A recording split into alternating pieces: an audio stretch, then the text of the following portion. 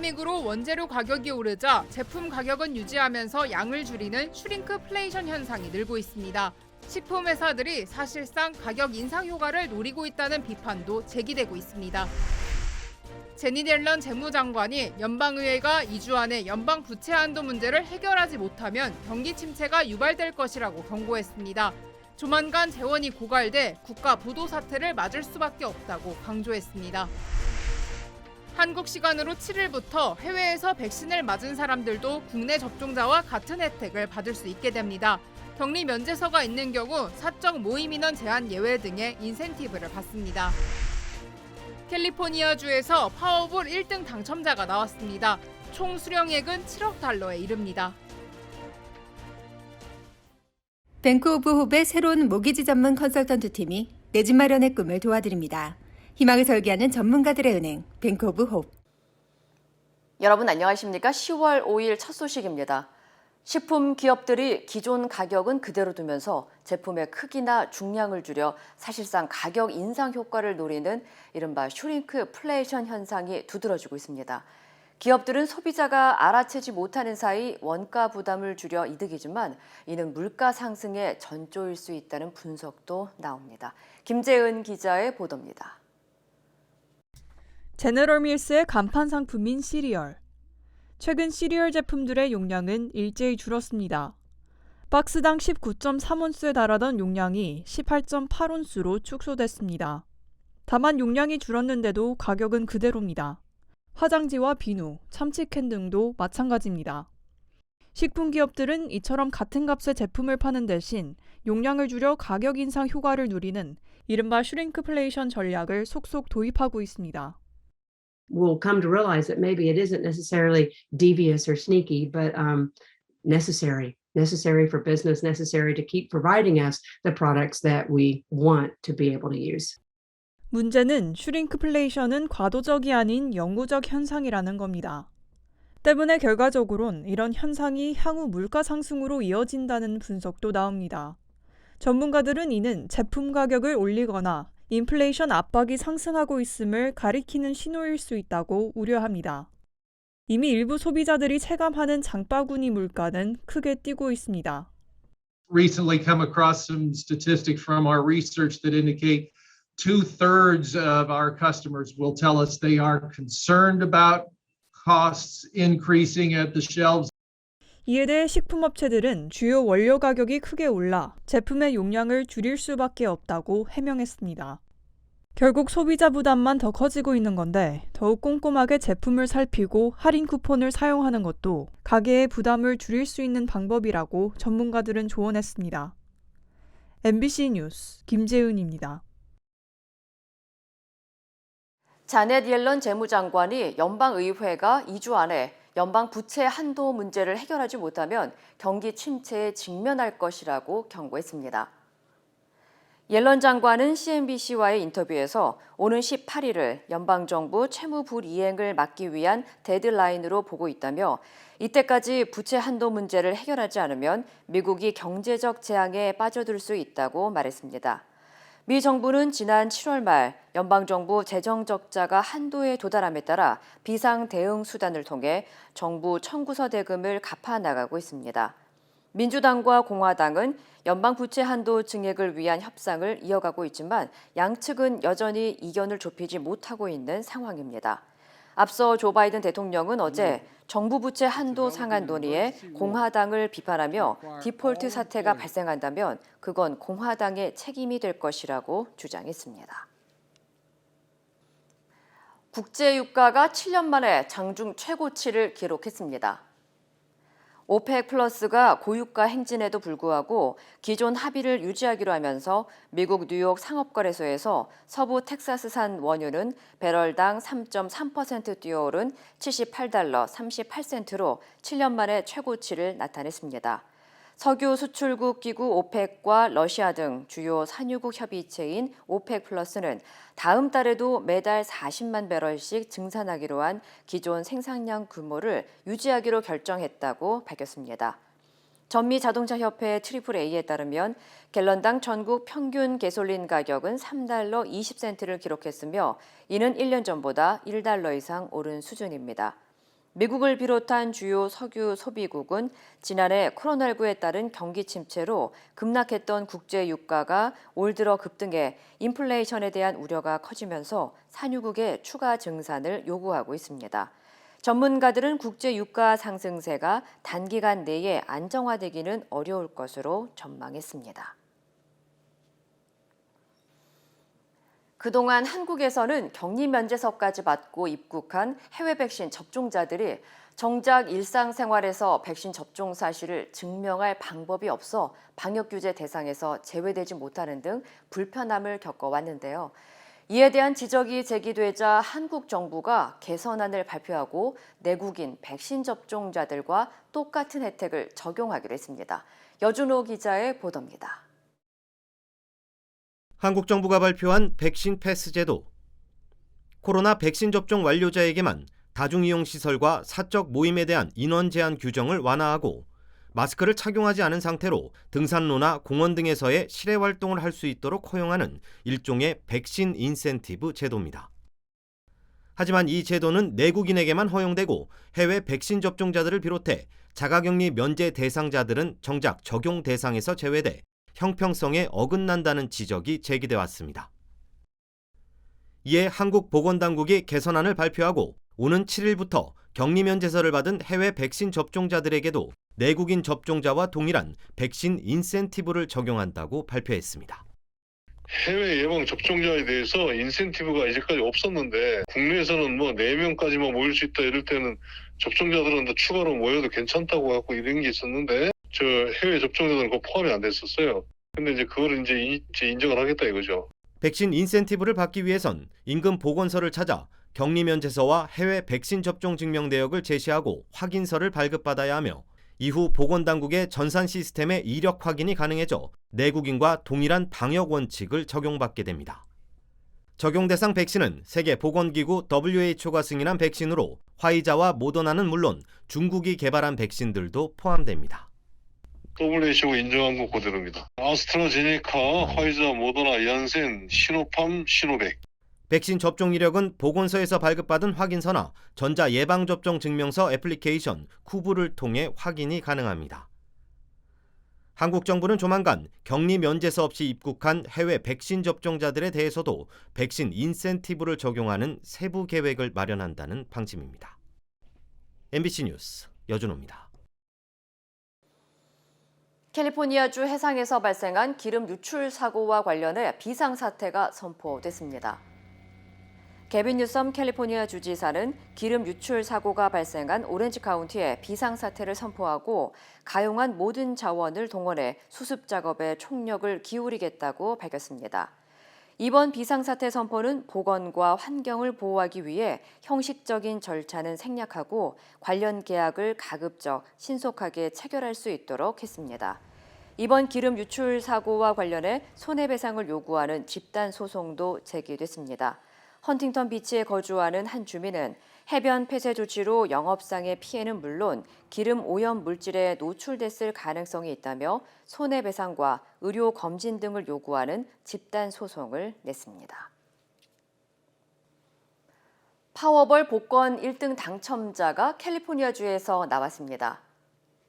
캘리포니아 복권 당국에 따르면 중가주 샌루이 오비스포 카운티의 한 식료품점에서 파워볼 복권을 구입한 한 주민이 당첨 번호를 모두 맞춰 거의 7억 달러 상당의 당첨금을 수령하게 됐습니다. 당첨금 규모는 미 복권 역사상 7번째로 크며 파워볼만 놓고 봤을 때는 역대 5번째 규모입니다. 당첨자가 당첨금을 분할 지급을 선택할 경우 총 수령액은 6억 9,980만 달러에 이르며 현금으로 일시 수령할 경우 수령할 수 있는 금액은 4억 9,600만 달러입니다. 한편 1등 당첨자 외에도 5자리 숫자를 맞춘 복권도 테네시와 애리조나, 플로리다, 매사추세츠, 버지니아 등에서 각각 한 장씩 판매됐습니다. 델타 변이가 확산하면서 미국의 혈액 부족 사태가 악화하고 있습니다. 코로나19에 대한 막연한 공포감으로 사람들이 헌혈을 기피하고 있는 데다 직장 단위로 실시하던 헌혈 캠페인마저 취소됐기 때문인데요. 혈액 보유량은 6년 만에 가장 낮은 수준으로 떨어지면서 혈액 수급이 위기 상황에 놓였습니다. 홍지은 기자의 보도입니다. 코로나19 사태가 장기화하면서 혈액 부족 사태가 발생하기 시작했습니다. 급하게 수혈을 받아야 하는 환자는 늘고 있는데 적십자의 혈액 보유량은 지난 2015년 이후 가장 적습니다. This is an emergency. There are concerns for hospitals who may have to delay elective procedures or surgeries. A worst case scenario is that the hospitals won't have the blood for emergency type situations. 코로나19에 대한 두려움으로 혈액 기증자가 급격히 줄었기 때문입니다. 헌혈이 줄어든 가장 큰 원인으로는 단체 헌혈 취소가 꼽힙니다. 적정 혈액 보유량을 채우기 위해선 한 달 동안 매주 10,000팩의 혈액을 추가로 확보해야 합니다. 모든 종류의 혈액형이 필요하지만 특히 응급수혈이 가능한 O형 수급이 가장 시급한 상황입니다. It's all about saving lives. O negative is universal and is used in emergency situations, and O positive is nearly universal and is the most commonly transfused blood type. 적십자는 코로나19 안전조치로 마스크 착용과 사전 예약제 등을 운영하고 있습니다.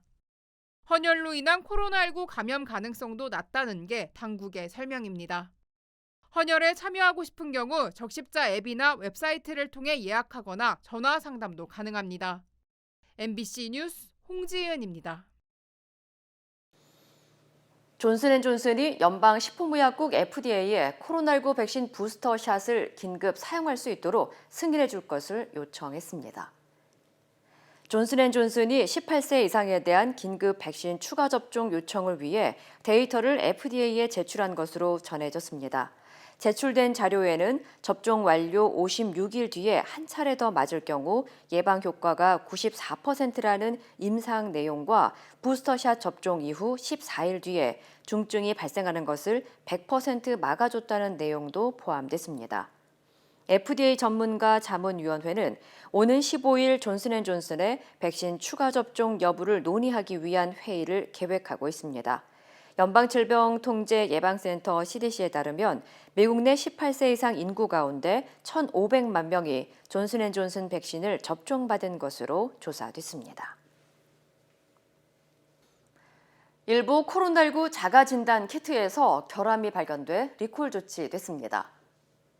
FDA는 호주의 제약회사 엘룸이 개발한 코로나19 진단키트 검사에서 허위 양성 결과가 나올 수 있다는 가능성이 발견돼 리콜했다고 밝혔습니다. 엘룸 측은 자체 조사를 벌인 결과 특정 일련 번호의 제품에서 검사 결과 오류가 발생하고 있다는 것으로 확인했지만 음성 결과의 신뢰도에는 영향을 끼치지 않았다고 설명했습니다. FDA는 리콜 제품으로 검사를 실시해 양성 결과를 받은 경우 의료시설을 방문해 PCR 테스트를 받을 것을 권장했습니다. 이어 엘룸 코로나19 자가진단 키트를 구입한 소비자들은 웹사이트에서 리콜 제품의 일련 번호를 확인할 것을 조언했습니다. 지난해 12월 FDA는 엘룸의 코로나19 진단키트 사용을 승인했으며 코 안에 면봉을 넣고 검체를 채취하면 15분 만에 스마트폰 앱을 통해 검사 결과를 확인할 수 있습니다. 어제 페이스북에 대한 내부 고발 관련 소식 전해드렸는데요. 이 내부 고발자가 의회 청문회에 나와 페이스북과 인스타그램이 어린이들에게 해를 끼치고 사회 분열을 조장한다고 공개 증언했습니다. 페이스북이 실태를 알면서도 수익 때문에 방치하고 있는 만큼 의회가 나서야 한다고 촉구했습니다. 워싱턴에서 박성호 특파원입니다. 페이스북의 폐해를 언론에 증언한 내부 고발자가 미국 상원 청문회에 나왔습니다. 데이터 전문가로 일했던 프랜시스 하우겐이 꼽은 대표적인 해악은 두 가지입니다. 페이스북은 혐오와 허위 정보를 근절하는 데에 소극적이고 인스타그램은 10대들에게 불안감을 조장한다는 겁니다. Facebook consistently resolved these conflicts in favor of its own profits. The result has been more division, more harm, more lies, more threats, and more combat. 그런 문제를 자체 조사를 통해 페이스북 경영진이 알면서도 천문학적 이익 때문에 조치를 취하지 않는다고 주장했습니다. And Facebook's own research shows that. Right? The kids are saying, I am unhappy when I use Instagram and I can't stop. 따라서 자율 규제 기능을 잃은 페이스북에 의회가 조치를 취해야 한다고 촉구했습니다. When we realized big tobacco was hiding the harms it caused, the government took action. When we figured out cars were safer with seatbelts, the government took action. I implore you to do the same here. 의원들도 공감했습니다. 민주당에선 지난 1월 의사당 난입 폭동 때 페이스북이 폭력을 선동하는 내용물을 방치한 책임이 있다고 했고, 공화당에선 아동들에게 미치는 엄청난 영향을 우려했습니다. 페이스북 회사 측은 내용물이 표출되게 하는 이른바 알고리즘이 선동적 내용물을 위해 고안되지 않았다며 내부 고발자의 폭로를 부정했습니다. 내부 고발자는 중국, 이란을 언급하며 국가안보에 관해서도 페이스북이 우려를 낳는다고 했습니다. 이 부분이 다음 청문회에서 주제로 다뤄질 예정입니다. 워싱턴에서 MBC 뉴스 박성호입니다. 한인들이 아시안 대상 증오범죄를 목격했을 경우 대응 방법을 알려주는 무료 교육 프로그램이 진행됩니다. LA 정의진흥협회와 한미연합회 KAC는 한인 커뮤니티를 대상으로 오는 7일부터 온라인을 통해 증오범죄 대응 방법 등을 알려주는 제3자 개입 교육을 시작한다고 밝혔습니다. 제3자 개입 교육에서는 증오범죄를 목격했을 경우 적절한 대응 방법과 아시안 커뮤니티 단체들과 함께 효과적으로 맞설 수 있는 전략 등에 대한 정보가 제공될 예정입니다. 제3자 개입 교육은 한국어로 진행되며 줌을 통해 참여할 수 있습니다. 기아 미국 판매법인이 북미 시장에서 역대 최고 3분기 판매 실적을 달성했습니다. 기아 미국 판매법인에 따르면 텔룰라이드와 포르테의 판매 호조에 힘입어 올 3분기 총 판매량은 17만 7,014대를 기록해 역대 최고의 3분기 판매 실적을 기록했습니다. 특히 올 9월까지 누적 판매량 역시 55만 5,525대로 기아 미국 판매법인 설립 이래 최고의 9개월 누적 판매 실적을 기록한 것으로 알려졌습니다. 기아 미국 판매법인은 하이브리드와 전기 자동차 판매량 역시 전년 대비 81% 급증한 것으로 나타났다며 소비자들이 전기차에 대한 관심이 점점 늘고 있다고 덧붙였습니다. 제15회 세계 한인의 날 기념 유공자 포상과 관련해 남가주 지역에서 3명의 재외동포 인사가 유공자로 선정됐습니다. LA 총영사관은 한인들의 권익 신장과 한인사회 발전에 공헌한 인사를 추천받아 외교부에 건의한 결과 차민영 서울 메디컬 그룹 회장이 국민훈장, 목련장을, 김태수 오렌지카운티 한인회 상임 고문이 대통령 표창, 백황기 샌디에고 한인회 회장이 국무총리 표창 유공자로 각각 선정됐다고 밝혔습니다. 차민영 회장은 서울 메디컬 그룹을 설립한 이래 한국형 종합 검진 시스템을 도입하고 한인 시니어와 취약 계층들을 위한 무료 의료 서비스를 지속적으로 제공해 왔습니다. 또 김태수 상임 고문은 오렌지 카운티 지역에서 한인회와 상공회의소, 민주평화통일자문회의 등 한인 단체에서 활동하면서 한인사회 발전에 기여한 공적이, 그리고 백황기 회장은 샌디에고시의 유관순의 날을 지정을 주도하고 태권도 보급에 기여한 공적 등을 인정받아 유공자로 선정됐습니다. 국정원과 외교부가 일본 극우단체와 협력하면서 극우 세력의 논리를 대변해왔던 인사에게 예산을 지원해온 것으로 확인됐습니다. 일본의 혐한 정서를 관리하고 재외동포들의 언론 활동 진흥이 목적이었다는데 실제 활동은 정반대였습니다. 김지경 기자입니다. 일본의 극우단체인 국가기본문제연구소 사쿠라이 요시코 이사장과 함께 방송하는 한국인 남성. 韓国文在寅政権は一体何をすると思いますか。これは中国共産党と組んで、韓国もそういう全体主義の方に自分たちが夢見る、描いてきた社会主義全体主義。 국가기본문제연구소의 객원연구원이라는 홍영 씨입니다. 국정원 출신으로 주일 공사도 지냈던 인물인데 2003년 퇴직한 뒤 일본에서 활동하며 일본 극우 세력의 논리를 대변해왔습니다. 朝鮮労働党のスパイということになります。プラス中国共産党のスパイだと思います。 그런데 이런 홍 씨에게 이명박 박근혜 정부 시절 국정원이 고정적으로 활동비를 지급해온 사실이 확인됐습니다. 지난 2009년부터 2017년 6월까지 대북 대일 심리정보 활동에 홍 씨를 활용한다면서 한 달에 20만 원, 200여만 원을 지급한 겁니다. 홍 씨에 대한 예산 지원은 이뿐만이 아니었습니다. 홍 씨가 주필을 맡고 있는 일본의 통일일보. 민주당이 지난 총선에서 압승한 이유는 중국 공산당과 공모한 사상 최악의 디지털 부정선거 때문이라고 보도하는 등 극우 색깔을 분명히 하고 있습니다. 외교부 재외동포재단은 2007년부터 작년까지 해외 동포들의 언론 단체를 지원한다는 명목으로 이 언론에 3억 3천여만 원을 지원했습니다.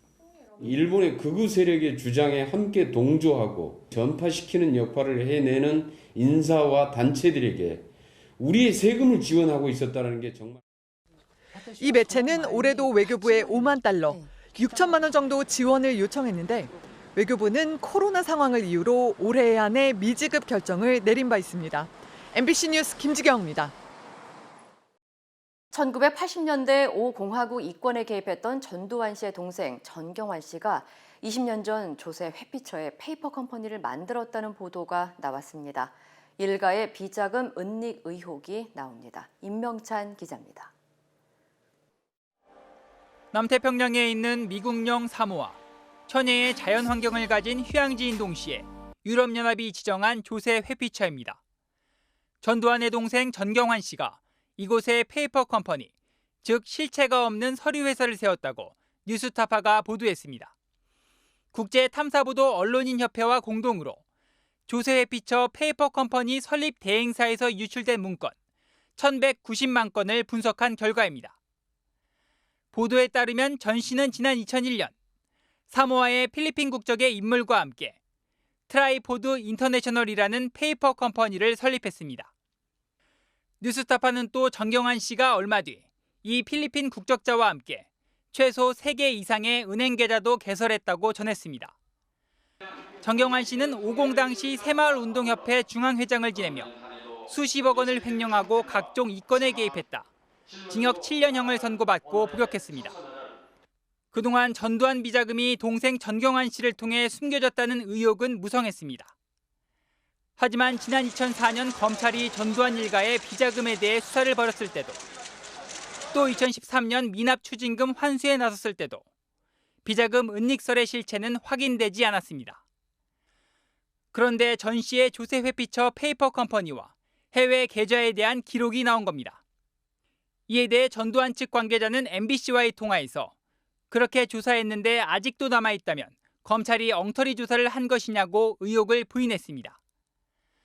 전경환 씨는 지난 2002년 1조 원대 위조채권 사기 사건의 배우로 지목되기도 했으며 2010년 또 다른 사기로 징역형을 선고받고 수감 생활을 하다 2017년 가석방으로 출소했습니다.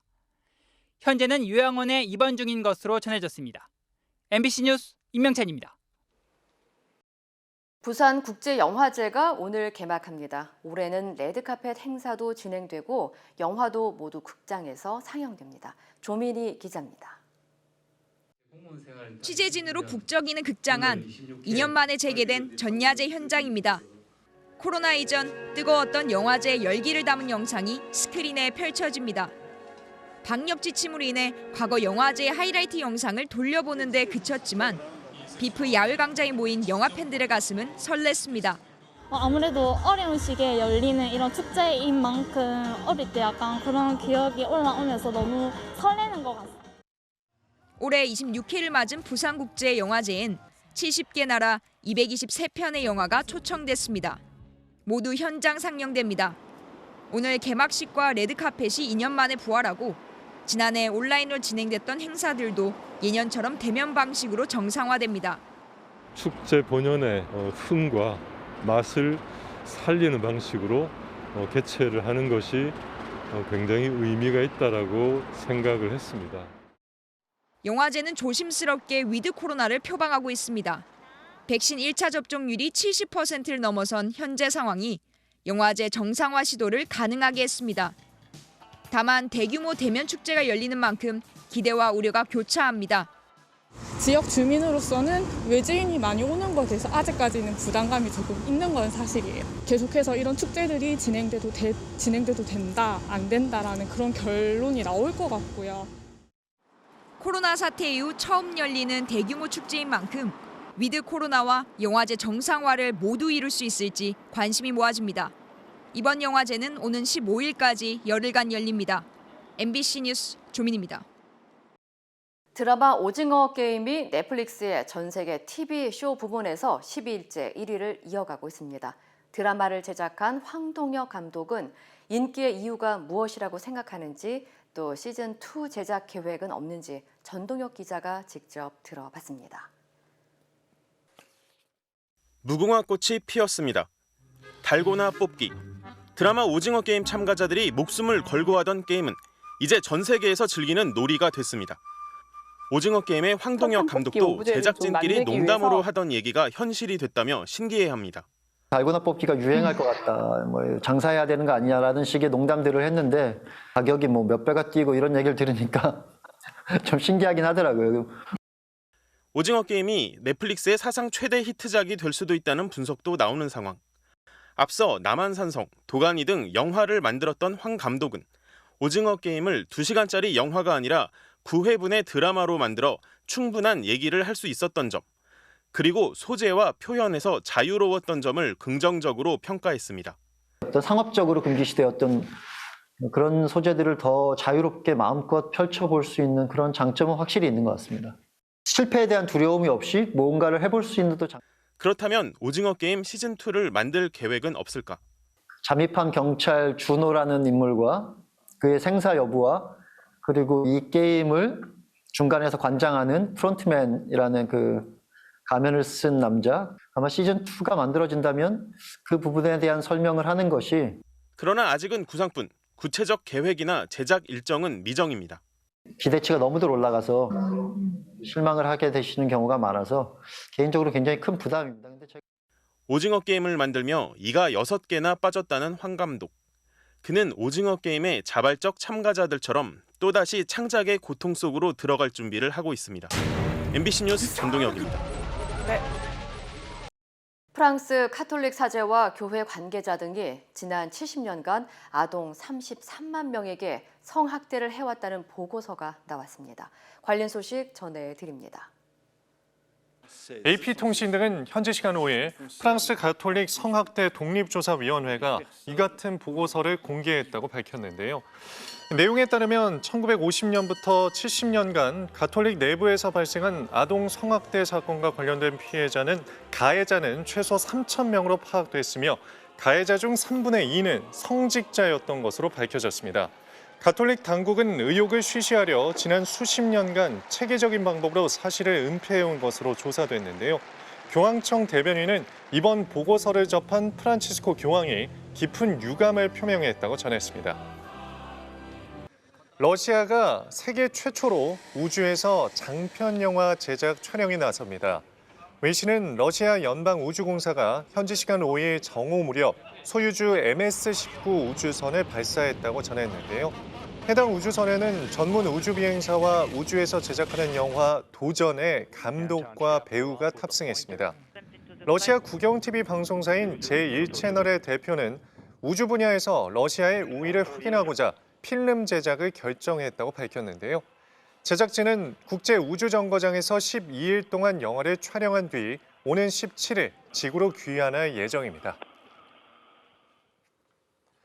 미국의 전기차 업체 테슬라가 사내에서 인종차별을 당했다고 주장해온 흑인 직원에게 1,600여억 원의 보상금을 지급하게 됐습니다. 현지 언론은 연방법원 배심원단이 2015년부터 2년간 테슬라 공장에서 일했던 오원 디아즈의 인종차별 주장을 인정했다고 보도했는데요. 그는 근무 중 인종적으로 적대적인 근무 환경을 강요당했지만 회사의 감독이 소홀해 자신이 피해를 당했다고 주장했습니다. 테슬라의 부사장 워크맨은 이번 문제와 관련해 2명을 해고하고 1명에게 정직 처분을 내렸다고 밝혔습니다. 세계적인 관광지인 발리섬에 대한 외국인 관광객 입국이 오는 14일부터 일부 허용됩니다. 인도네시아 정부는 코로나19 사태로 지난해 4월부터 발리섬 등의 외국인 관광객을 받지 않았는데요. 당국은 지난 5일 코로나19 방역에 어느 정도 성공한 나라부터 차례로 관광을 개방하겠다는 입장을 밝혔습니다. 이로써 한국과 뉴질랜드 등의 관광객은 14일부터 발리섬을 찾을 수 있게 됐지만 입국 외국인은 8일 이상 격리를 거치고 관련 비용을 부담해야 합니다. 이 시각 세계였습니다. 구매부터 재이용자까지 멀티패밀리 아파트론도 역시 뱅크 오브 홉이 하면 다릅니다. 희망을 설계하는 전문가들의 은행, 뱅크 오브 홉.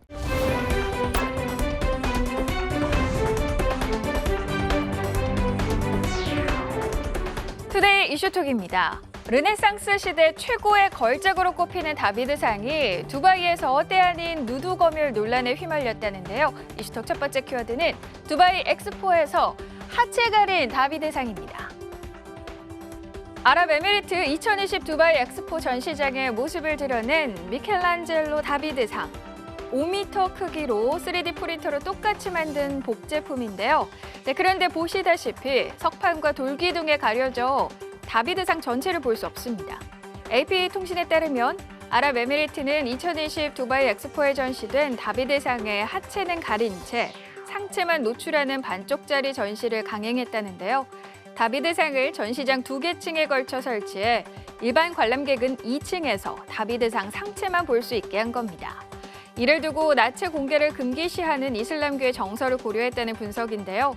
일각에서 해괴하고 우스꽝스러운 일이라는 지적이 일자 이탈리아 매체 라 리퍼블리카는 예술의 표현 자유가 이슬람교 문화와 충돌한 것으로 보인다고 전했습니다.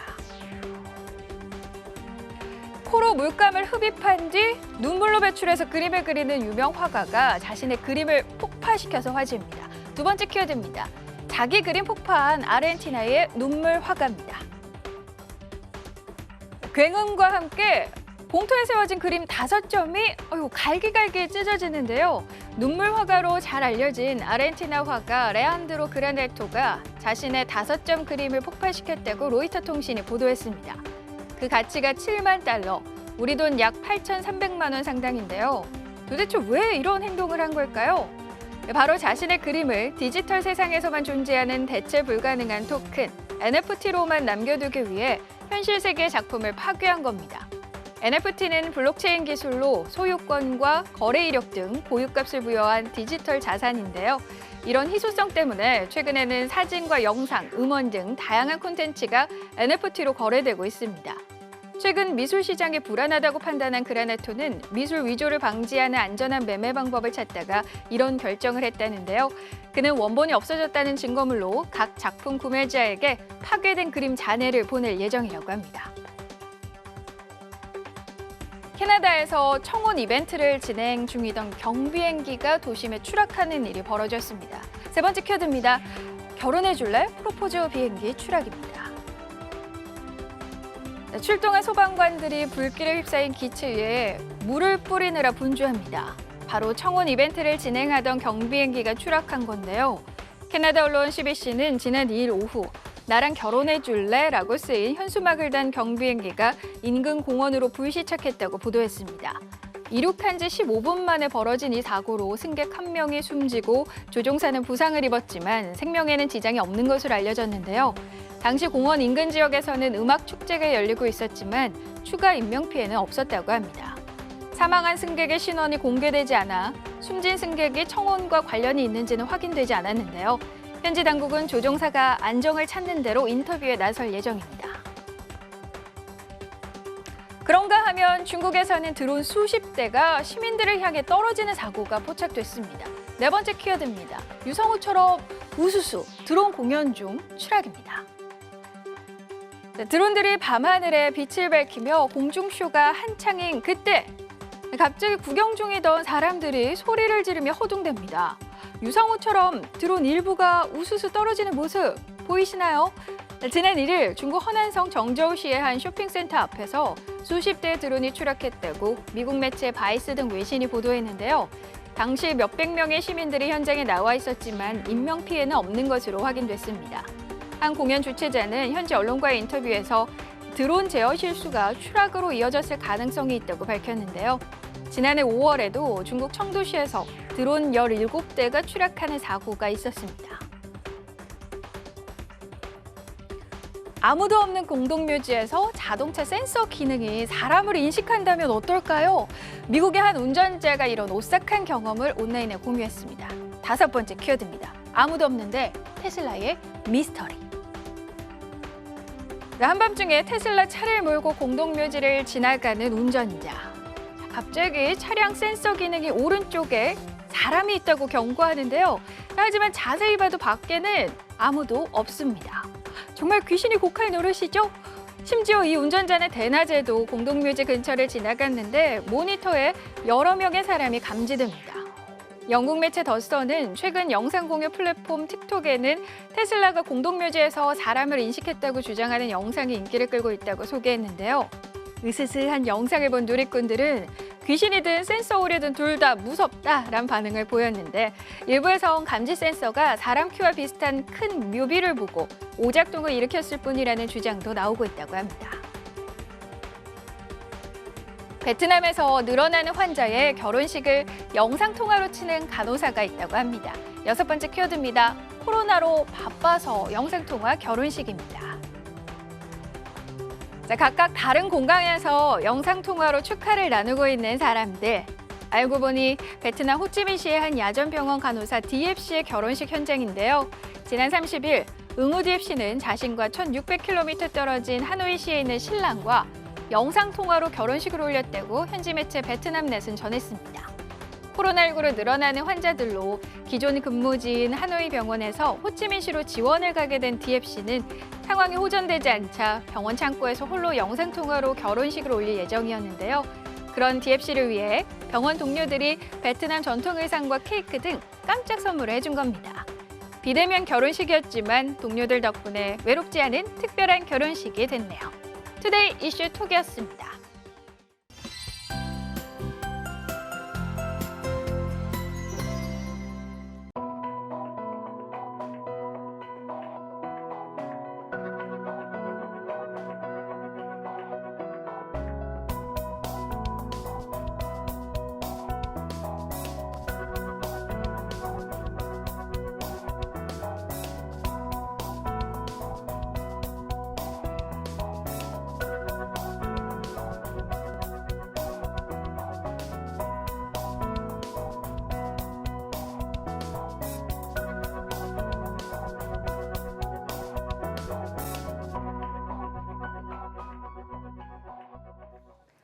이상으로 10월 5일 화요일 뉴스를 마칩니다. 시청해주신 여러분 고맙습니다.